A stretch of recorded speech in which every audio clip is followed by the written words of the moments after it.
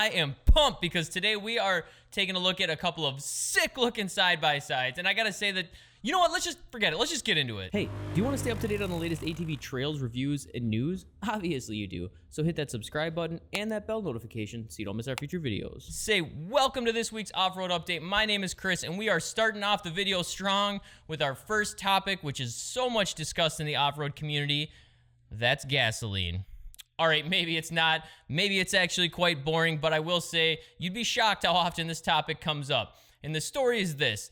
The EPA has announced that they are now pushing to allow for E15 year-round. So as opposed to where now it's like your standard 87, your octane 87 is E10, they're pushing for E15, which I believe is actually going to be in your 88 octane.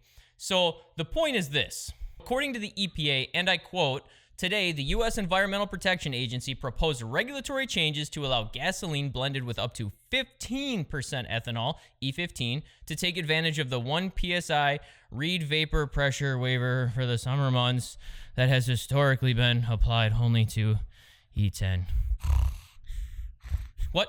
Oh, I'm back on. Sorry about that. That got boring super quick. If you are more interested, you can check it all out on the EPA.gov website. So let me just say this. This isn't meant to be an ethanol versus non-oxy argument. In fact, we've done a video on that. You can check that out up over here. The point is just to bring it to your attention and to remind you that at this time, E15 is actually not recommended by the EPA for use in things like boats, ATVs, lawnmowers, and alike because it hasn't been tested. Not saying it's bad or good. I'm just saying it's not recommended because it hasn't been tested. But the question does arise, if we're moving from only using E15 part of the year to allowing it year-round, are we then slowly going to start to see the removal of E10 and the increase of E15 nationwide?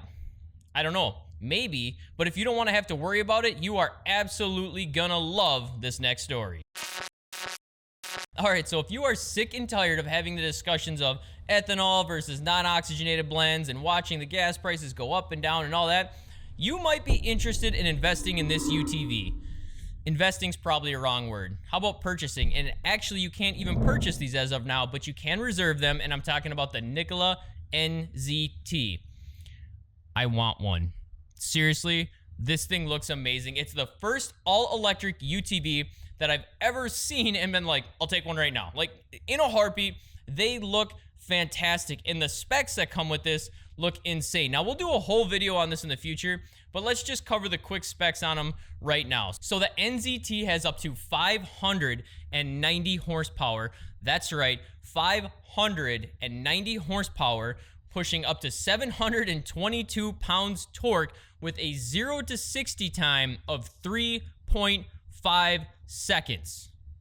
That is awesome. Like, I don't know what to say. So with all that awesomeness, you're also going to get Fox 3.0 shocks, which has 20 inches of travel and 14.5 inches of ground clearance. Now, to top it all off, they're going to give you a huge 12.8-inch infotainment center display, and that doesn't even account for the 7-inch instrument cluster that's also on there. Now let's talk about a couple things that are kind of unique to the electric UTV itself. Now, this is considered a direct drive system, meaning there's no belts. There's no belts to worry about shredding on this. And even better than that, this has an IP68 rating. Now, if that sounds familiar, it's because it might literally be on the box from when you buy your cell phone, as a lot of them are IP68 rated now. And what that means is it's waterproof up to a certain point.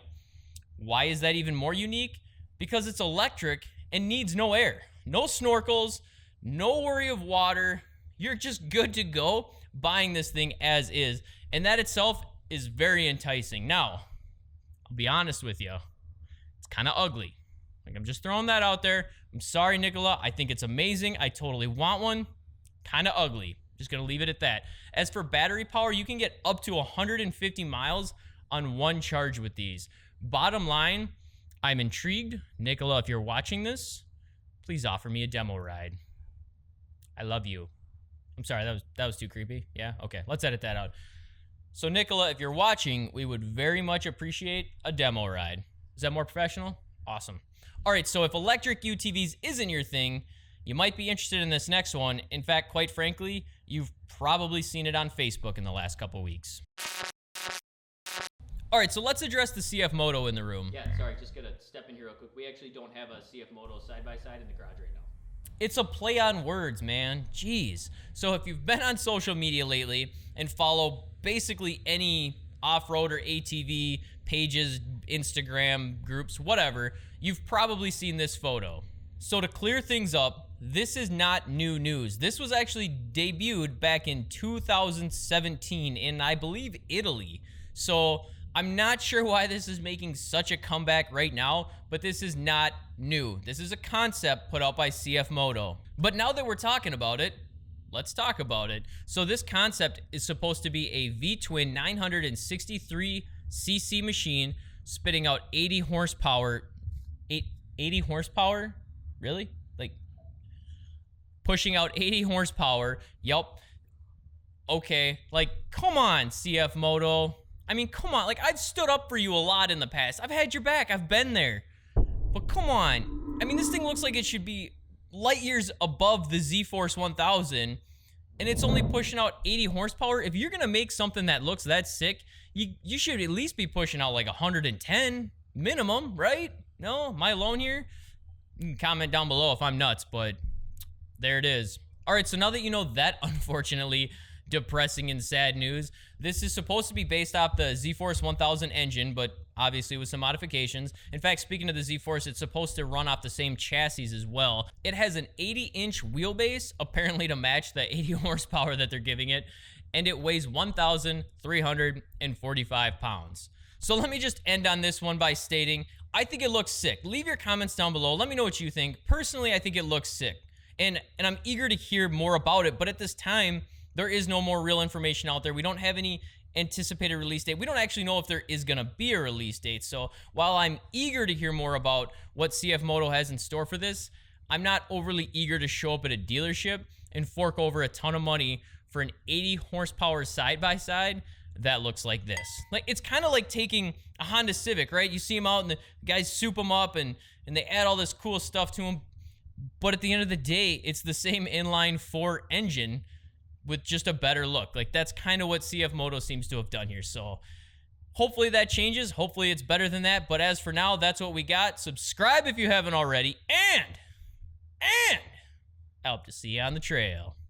All right, so make sure you click up here to watch our most recent video, or click this one down here to watch other off-road update videos. It's got a 80-inch... All right, welcome to this week's off-road update. My name is Chris, and that is awesome. Like, I don't know what to say. Awesome. Video's done. Awesome.